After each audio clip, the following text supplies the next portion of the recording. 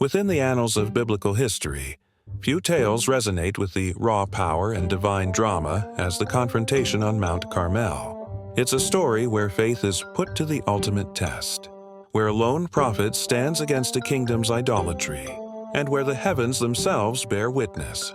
This is the story of Elijah, a man of God who dared to challenge the very foundations of a nation's unbelief, setting the stage for one of the most spectacular displays of divine power ever recorded. The kingdom of Israel had fallen into apostasy under the rule of King Ahab and his wife, Jezebel, who championed the worship of the pagan deity Baal. In this dark time, the prophet Elijah emerged as a solitary voice for the one true God. He strode boldly before Ahab and issued a defiant challenge. Gather the 450 prophets of Baal and the 400 prophets of Asherah at Mount Carmel. There, before all of Israel, they would settle the question once and for all. 2 bulls would be prepared on 2 altars. The prophets would call on their God, and Elijah would call on the Lord. The God who answered by fire, he would be God. As the sun rose over Mount Carmel, the spectacle began. The prophets of Baal prepared their bull and their altar. From morning until noon, they performed their frenzied rituals, crying out, "O Baal, answer us!" But there was only silence.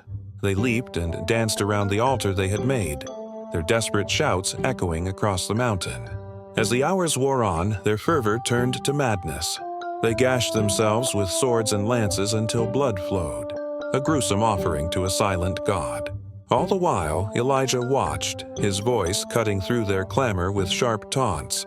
"Cry aloud," he mocked, "for he is a god. Either he is musing, or he is relieving himself, or he is on a journey, or perhaps he is sleeping and must be awakened." But despite their cries and self-mutilation, there was no voice, no answer, no one who paid attention. Then, as the time for the evening sacrifice approached, it was Elijah's turn.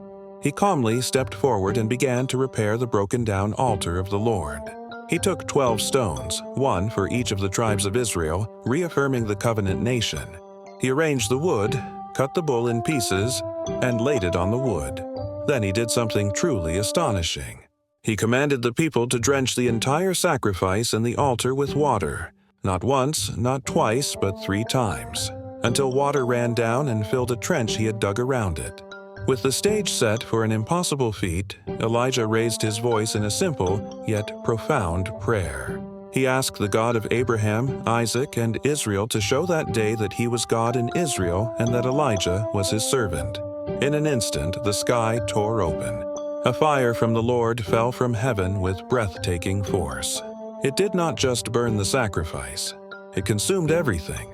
The fire devoured the drenched bull, the waterlogged wood, the 12 stones of the altar, the very soil beneath it, and even licked up all the water that was in the trench. The display was absolute, undeniable, and terrifying in its totality. Faced with this overwhelming demonstration of divine power, the people who had been wavering fell on their faces as one. A single thunderous cry rose from the crowd, a confession of faith that echoed the truth revealed before their eyes. The Lord, He is God. The Lord, He is God. At Elijah's command, the false prophets were seized, their influence shattered in the light of God's holy fire.